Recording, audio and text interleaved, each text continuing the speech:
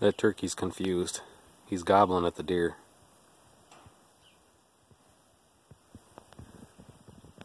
He must really be lonely. Wow.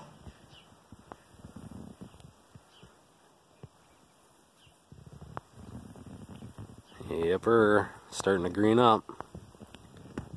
Alright everybody. Look at that shaft.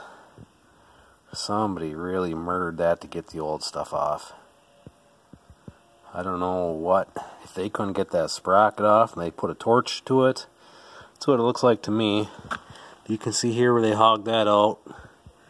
And they had that bolt wedged in there, like for like a keyway. And then here they had a hole drilled through and a bolt shoved in there for like a oversized shear bolt, which, yeah.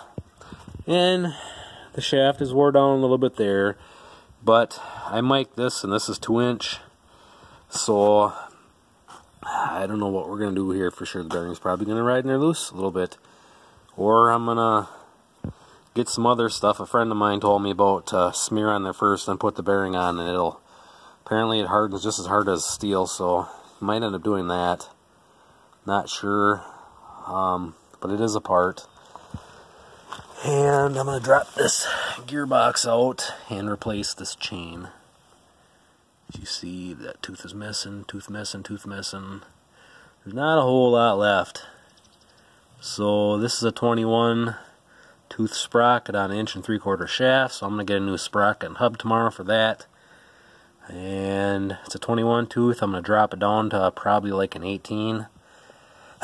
So being I have to replace that chain, I might as well do it now while I'm this far apart.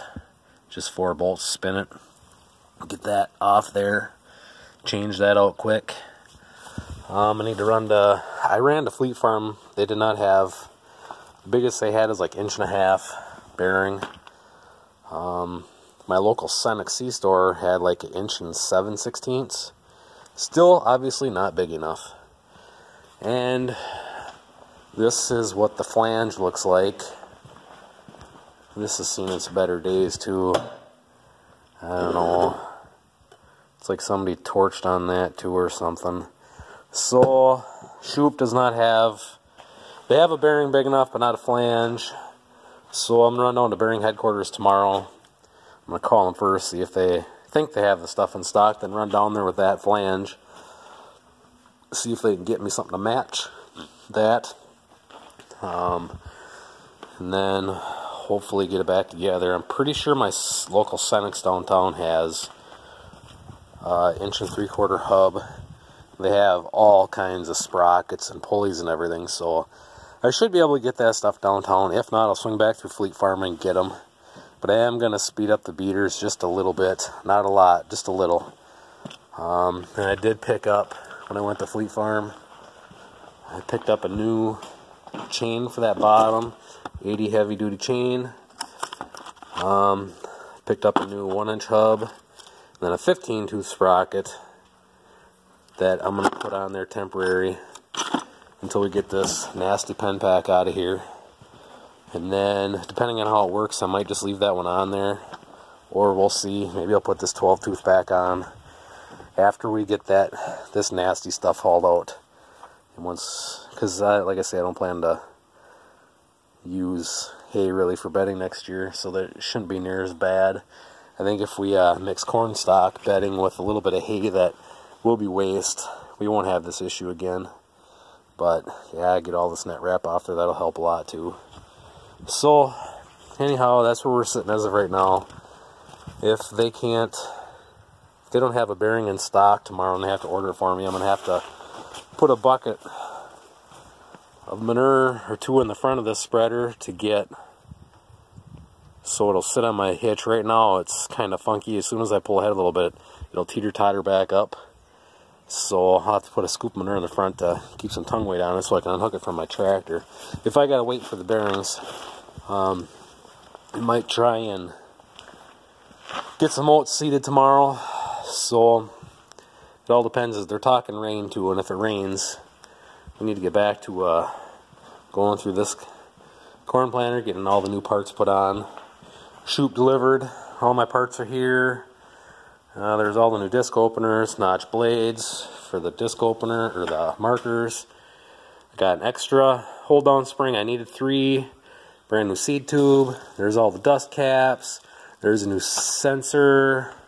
There's an acre meter the corn planter did not have, so I need to find where I can mount him. I think it mounts on the end of the fertilizer drive shaft, so I'll need to find the chain that runs that again, put that back on.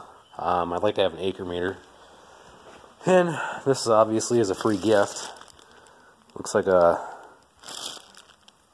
shop rag. So yeah, we've got that left to do. So next day it's raining, we're gonna go through the corn planter and get that finished up. But there's one of my chains off the spreader. There's the one that needs to be replaced. Yeah. So anyhow, that's where we're sitting right now. The corn planter's gonna wait for a rainy day. We can work in the shop when it's raining outside. Anyhow, I'm gonna add another clip to this I did earlier before we ran to Fleet Farm, moving some dirt around. Well, I'll add that to this one for a little kind of an update of what I did today, being this kind of crapped out on me and didn't work. So stay tuned. Hopefully tomorrow we get a bearing. I'll try and make a video putting this back together, and you can see what kind of cowl work goes into fixing it. So yeah, anyhow, thanks for watching, everybody. Hope you all have a great evening, and I'll see you on the next one. Alright, everybody. So we started moving some dirt today. I'm gonna have to get my post set in line here.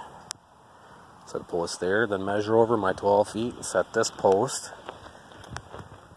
And then measure off the old concrete there over to get our 12 feet. And then we're gonna go in line with the corner of the shed over. So I'm gonna get these posts all set. And then we can use those to hold the boards for our forms.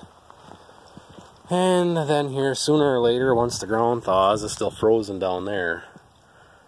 Once the ground thaws there, there's a water line underneath the ground right at the edge of the concrete. We're going to dig down to there, find that water line, add onto it, and put the stock tanker right there. I'm going to build a feeder panel for a net opening, put a 6-foot gate on the back side. That way the cows can come get water here, steers can get water this side, and close the gate. I can run everybody down the alley when I need to.